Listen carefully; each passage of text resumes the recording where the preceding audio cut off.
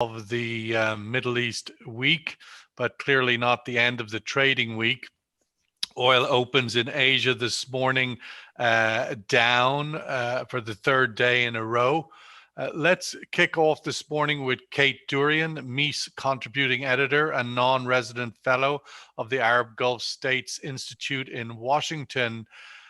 Good morning, Kate. Amongst the different things to maybe kick off with this morning is the news that it would look that OPEC Plus has finally run out of the appetite to hold a monthly meeting. Your thoughts on that decision?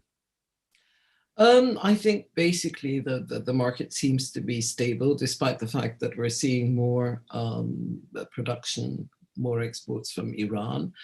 I think the recovery, we're seeing signs of recovery, for example, in US jet demand, but there are the downsides as well that, we're seeing a rise in cases of COVID in India, a huge rise.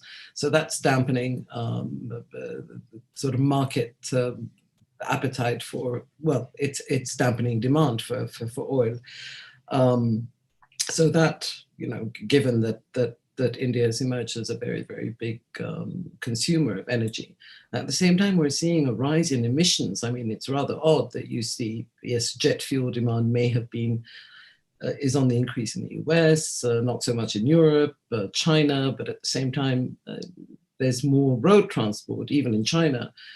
People are reluctant to fly. So it's a bit odd that we're seeing this rise in emissions because of, mainly in the advanced economies, because of the use of coal. So the IEA sees demand for fossil fuels actually rising, and they see a possible second biggest rise in emissions this year if jet fuel demand increases. So that's quite a worrying trend, but I think that the point is that all the predictions of a demand recovery in the third and fourth quarter is coming to pass, and that's probably why they just don't want to rock the boat.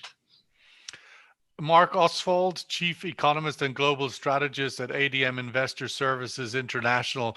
Perhaps OPEC Plus doesn't want to meet next week because they've no idea where this market is going. Is it glass half full? Is it glass half empty? It seems a little bit caught. Your thoughts, Marc, on the direction of the market at the moment?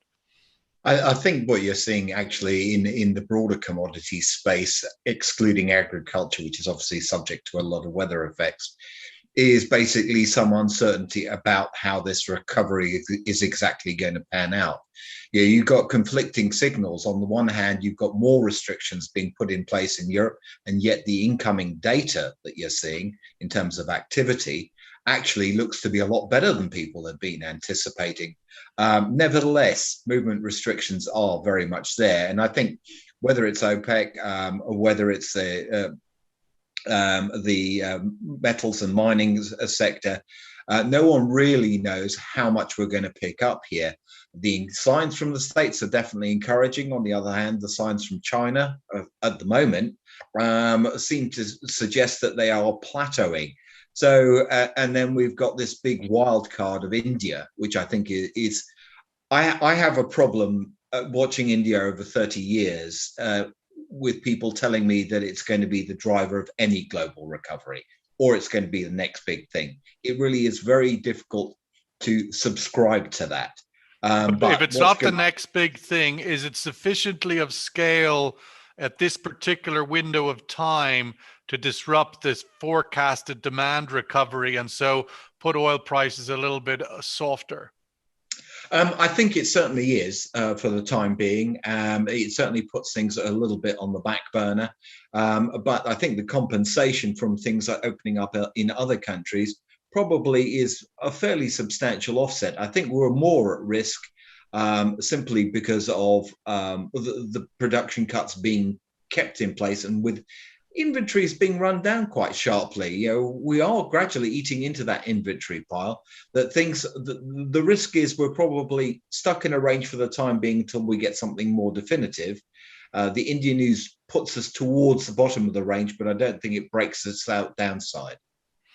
David Rundell, author of the book Vision or Mirage, Saudi Arabia at the Crossroads, also the longest serving US diplomat in Saudi Arabia. David, as a long-time regional watcher, we have this great rapprochement between the US and Iran, the outcome of which could certainly give market direction. Your thoughts on the negotiations that we've been all watching from afar in Vienna? Well, I think it's something that the Biden administration has placed great emphasis on, and I think they will come up with some kind of an agreement by the end of the year. Whether that is an agreement that lifts all sanctions remains to be seen, but I think that they will they won't come away with a failure. They'll come away with some kind of an agreement by the end of the year, would be my assessment. Am I allowed to ask questions on this myself? Because I'd kind of like to ask Marc. Before you do, just to follow up on the Iran talks. Yeah, sure thing. There is a certain sort of school of thought that says that if they don't do a deal, i.e. in the relatively short window ahead of the Iranian presidential election, that the outcome of that election could really create either derail or make it much more difficult for this rapprochement to happen. What are your thoughts? Do you subscribe to that thesis? Well,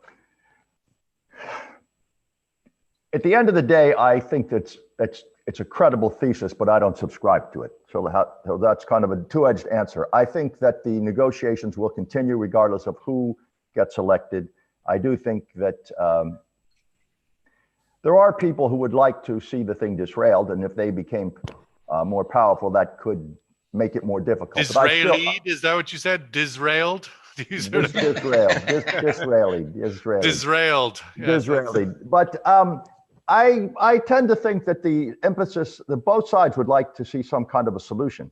What those people who say that are talking about are people who believe that the hardliners will win, that the hardliners do not want any kind of rapprochement, and that basically the Revolutionary Guard will take more power. I think that even those people would want to see sanctions lifted, the economy recover, and oil exports increase. So I think both sides have strong interest in seeing this thing restored. And I think. What about Saudi Arabia? Obviously, they have a voice not at the table. Nonetheless, the U.S., Washington does need to bring along their regional allies, Saudi and Israel. Do you think they're relatively supportive? Well, first, I'm not sure they need to bring them along because they didn't bring them along on the first time.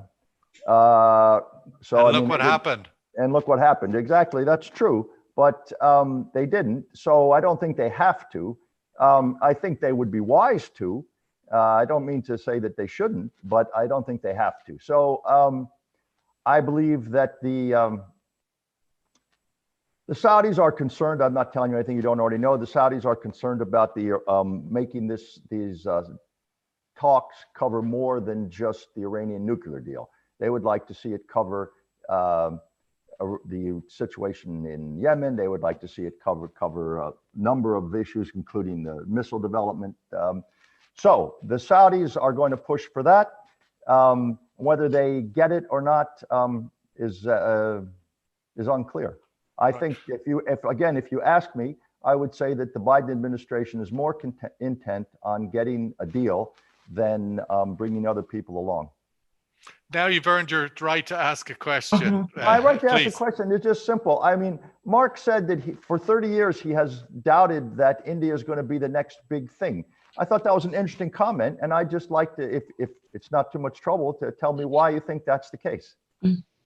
Well, at the moment, even with a strong majority government like the Modi government has had, actually enacting the sort of reforms which are needed just doesn't seem to happen. And I think that's what's crucial. There are so many really radical basic reforms in terms of just, for instance, revising the bankruptcy laws in India so that not everything has to go through the courts. At the moment, if they actually had to go through the backlog of cases related to corporate bankruptcies in India, I think it would take 334 years or something quite ridiculous for it to clear. Land reform's so important. I think the potential's there, and I think perhaps in the post-COVID recovery and with all the tensions that we're having at the moment with China and Russia, NATO, China, there is going to be more willingness to invest in India. And I think that is critical. They need the external investment, and the external investment to a certain extent will drive some of the reforms, would be my suspicion, because people will come and say, we'll invest, but you really do need to make some changes to the laws. But look at the changes, they have the struggle they're having with changing the agricultural laws, the farming laws. Now, I'm not saying what's on the table is a good proposal. I'm saying that there is just basically fundamental resistance to reform. And without reform, I can't really see the momentum there. This is the advantage that China had, that basically a one-party state, you take it or leave it. And if you leave it, you're in trouble. Okay, thank you. Kate, if I might just come back to the sort of fundamentals of this market. I mean, one of the trends we saw reverse this week, US oil inventories, which had been clearly declining for 3 or so weeks in a row and consistently over months. This week, there's a somewhat of a blip, a slight climb in inventories, but nonetheless, a week in which we didn't see another draw. Can the market take any indicators from that? Is that challenge in the US? I really don't think so. I mean, it used to be that all of us who watch the markets would watch these API figures and the EIA numbers, quite closely. But now it's not so much a market for exports. So I don't think that has much of an impact. It's the non-OECD stocks that really matter more, I think, at the moment. And if you look at, we're talking about Iran and possibly Iran returning. I mean, they are exporting more oil than the sanctions would allow. And I think the market has already factored in the possibility that this oil may come back, that, you might get an additional 1 or 1.5 million barrels a day of Iranian oil. They've got a lot in oil storage. So even the reports that say, it'll take it months to get back to pre-sanctions levels, I think they do have enough that they can just put on the market, probably discounted as well. China's been buying Iranian oil, so I think that's being factored into the market. And what's more, I think, worth watching is non-OECD stocks, and of course with China we don't really know the exact numbers. There's even some barrels that the IEA can't place. There's some missing barrels, about 2 million barrels of oil that they can't really place. So the missing barrels are back again. David, we had yesterday Baker Hughes and Halliburton reporting their profits, and they beat expectations, inevitably somewhat of a decline, but nonetheless they pointed towards a positive outlook for their future activities, including within the US. I know another part of your portfolio, you're involved in oil production in the Permian. What's your outlook for shale and Baker Hughes and Halliburton having a good year ahead? Yeah, I think things are picking up, definitely. I saw that and I see that. People are starting to drill again. People, the people in the Permian mostly are independents, small, many of them quite small, and they want to get back to work. The majors, I don't know. I wouldn't want to comment on what their plans for the Permian are, but but they now have a bigger. Go ahead. I was just going to follow up and say that the majors now have a bigger stake in the Permian in a way that they do, not. But still a lot of if you look at the number of rigs, a lot of them really go to the independents, people who are drilling wells that, quite frankly, the majors wouldn't look at. And that's how the Permian operates. So there's a lot of independents who are happy with wells that, as I say, would not attract the majors. So, and those wells have to be drilled, and they have to be, serviced. And so, yes, I think there is a pickup definitely coming. I see it. I mean, I see it. It's happening. It's happening. Marc, you're sitting in Poland today. There's certainly no shortage of tensions in that neck of the woods vis-a-vis the situation in the Ukraine. What are your own thoughts there on the outlook for the face-off with Russia on the border of eastern Ukraine? This is probably as bad as it's been. I always, in this particular case, say to people, you really need to understand what's going on elsewhere in the world. Yes, NATO is definitely provoking Russia. There's no question about it. I'm not sure that it's particularly wise, but it's also a question of how the dice change now that you've got a democratic regime in Washington, which has a fundamentally different view on the Middle East to the Trump administration. And to a certain extent, what Russia does in Ukraine is also a reflection of what pressures it feels under in Syria. But for the time being, I think my overall sense is that Putin may this time have probably overstepped the mark. I think he's throwing his weight around because he feels he can, and he may be misjudging the situation. It really is going to be down to France and Germany to actually broker the situation so that the tensions start to ease back. My concern would be at the moment is everyone's under so much political pressure due to the pandemic that it's, people can make many more rash decisions in politics at the moment. And that's, I think, the biggest risk. It's not necessarily my central viewpoint in this situation, but it is more dangerous now than it has been over the past 6-7 years. And is there an energy angle to this? Obviously, Ukraine is the major conduit of gas coming from Russia to Europe. We have the controversial Nord Stream 2, which the Americans are against. The Germans and Merkel are very keen on pursuing. Russia on the other side of that. What's the ramifications of that in this cocktail? I think, well, it certainly leaves Russia looking even more for demand from China, which it's given that more people will be sort of looking at Russia and saying, well, do we really want to be importing more from there? In terms of Nord Stream 2, I think we're sort of at a critical moment here because the political situation in Germany is becoming radically unstable. We're now looking at having a Green Chancellor.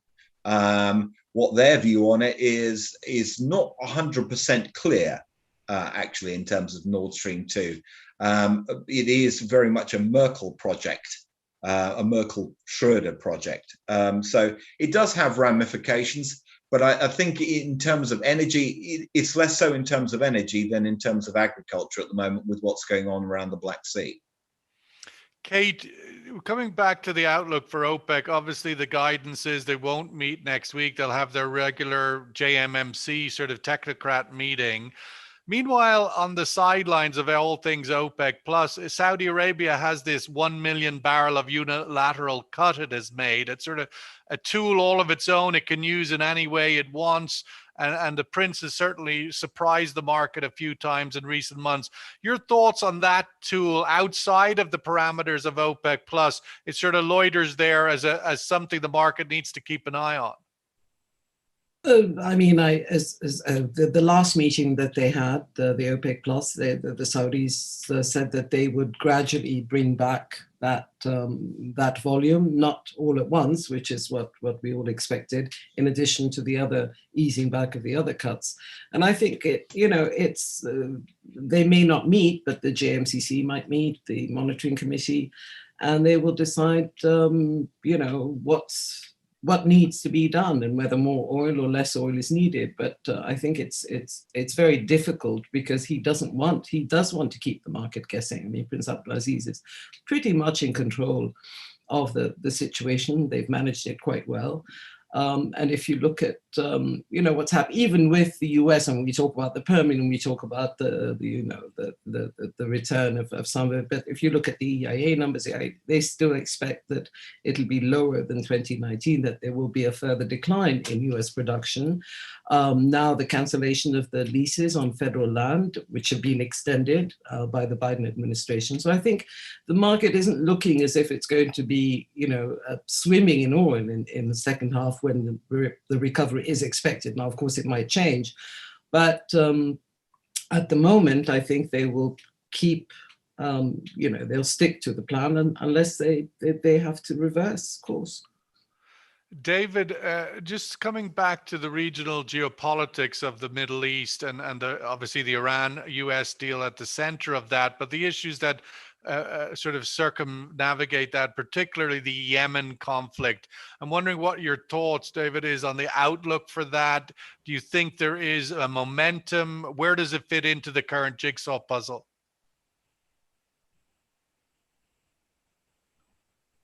I think the Saudis have long wanted to get out of Yemen and are looking for a negotiated solution.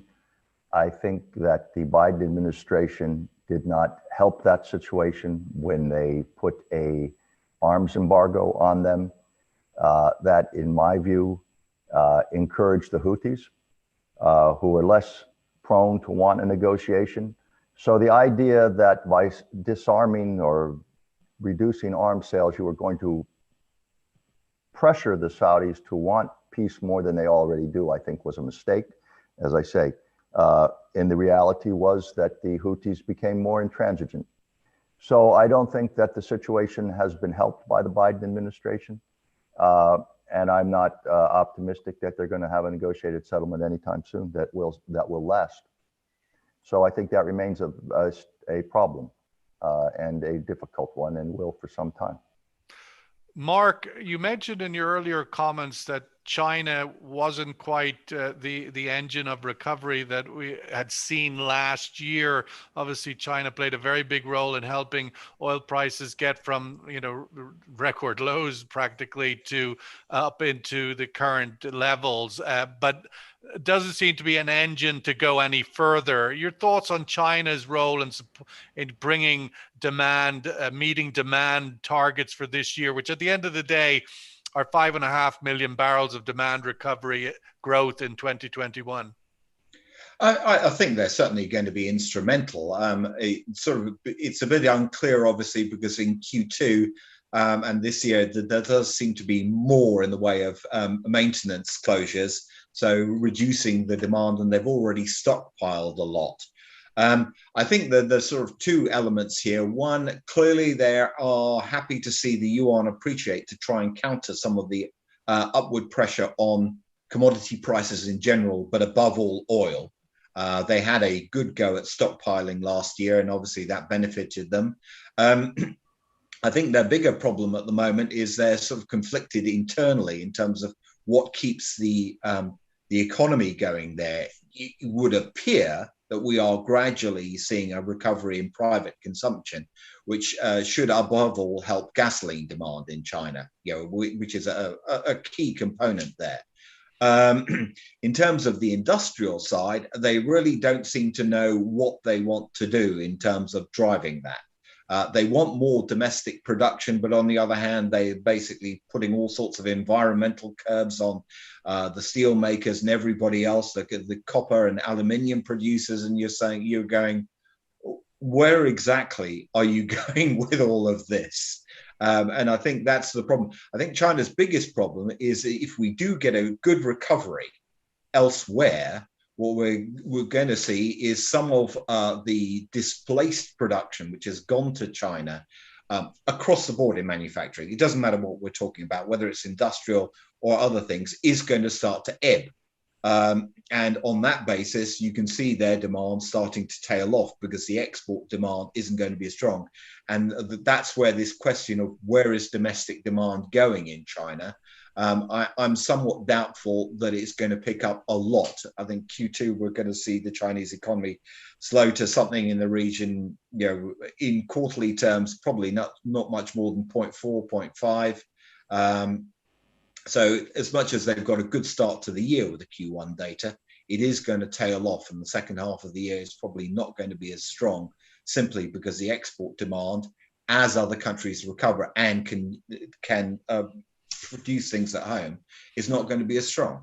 They do seem to be also in, literally every day in some kind of argy-bargy with somebody. I don't know if that adds up to being a consequence, what we saw overnight. Now the latest with Australia, again, having Australia cancelling some projects, infrastructure projects that the new foreign minister of Australia has deemed to be not in alignment with the foreign policy goals of Australia, which seems to again have inflamed that relationship.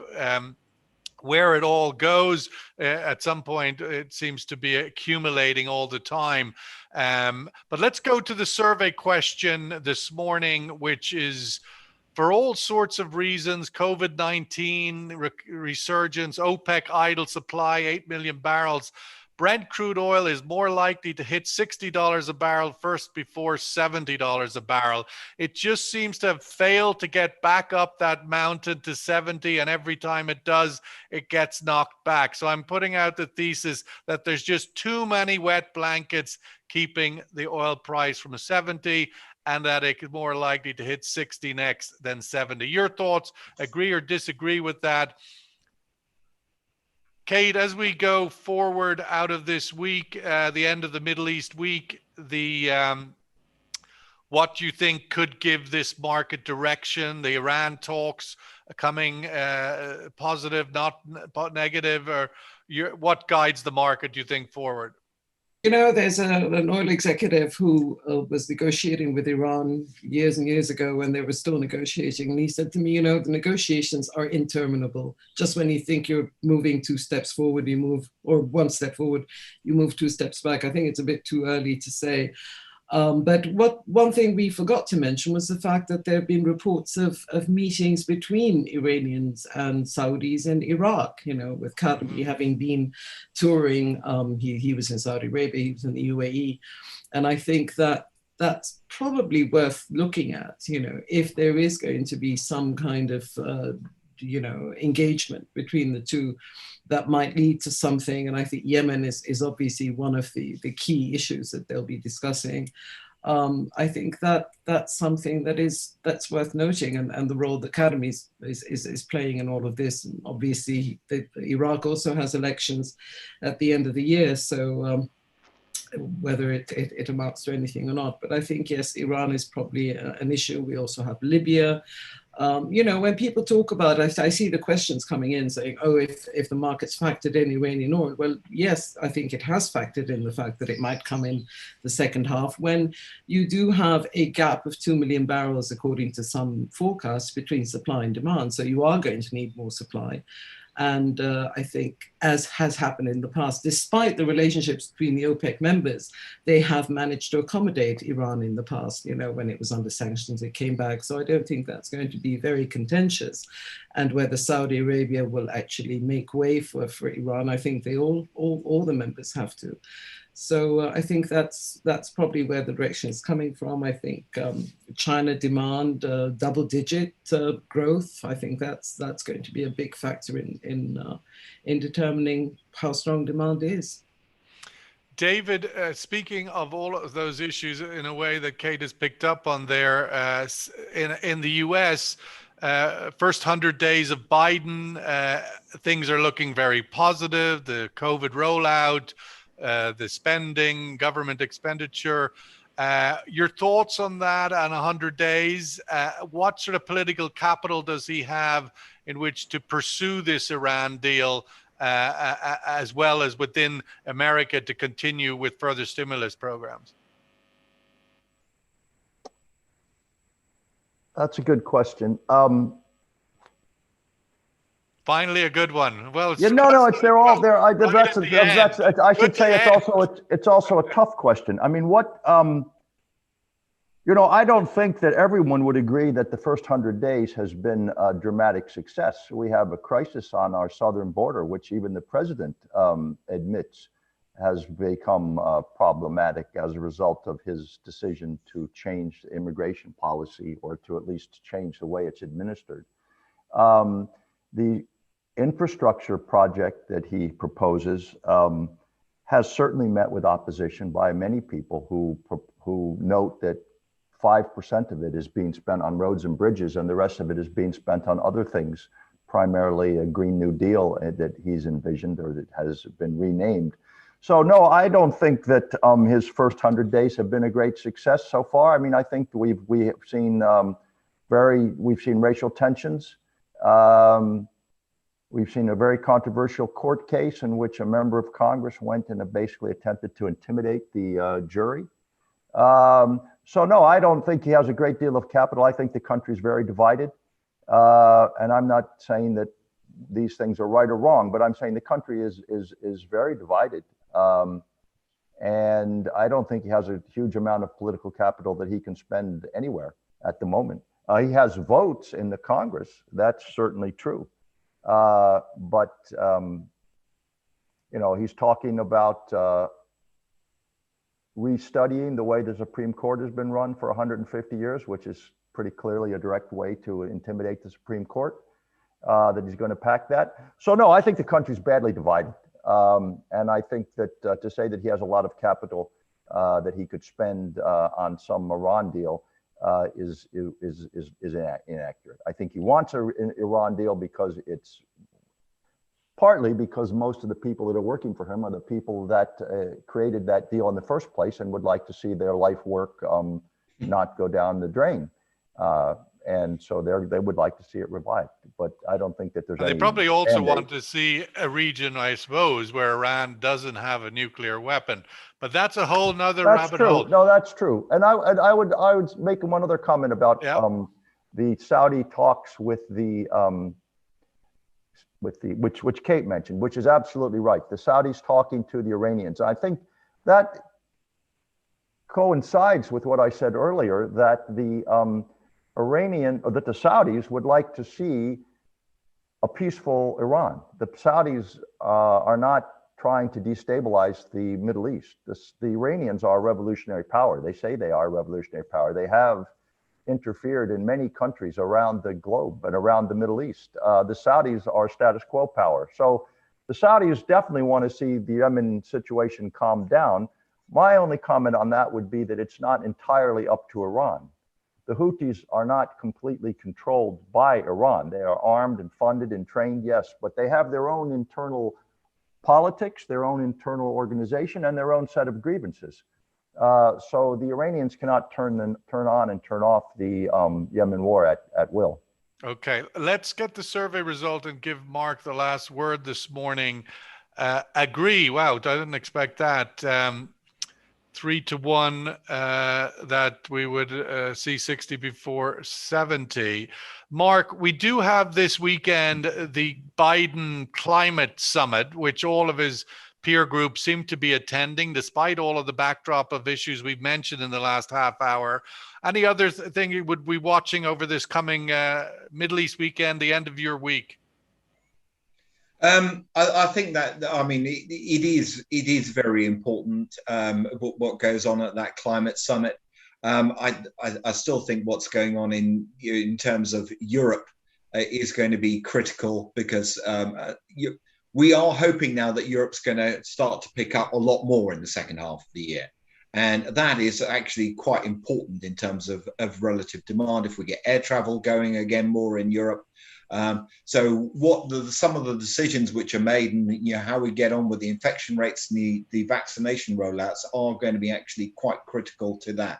The climate summit, it seems to be a lot of good intentions there, but my biggest problem with all the climate summits is there's too many people trying to pressure the finance industry into cutting financing for the hydrocarbon industry, when we simply do not have the financing in the alternative sector. And I'm going to be interested to see what comes out of this in terms of that, because the more pressure there is, the more likely we're actually going to see hydrocarbon prices skyrocket, because people will cut off the finance. And that, to me, is probably the biggest mistake, because there's too much self-righteousness and holier than thou, and not enough pragmatic approach to this whole thing.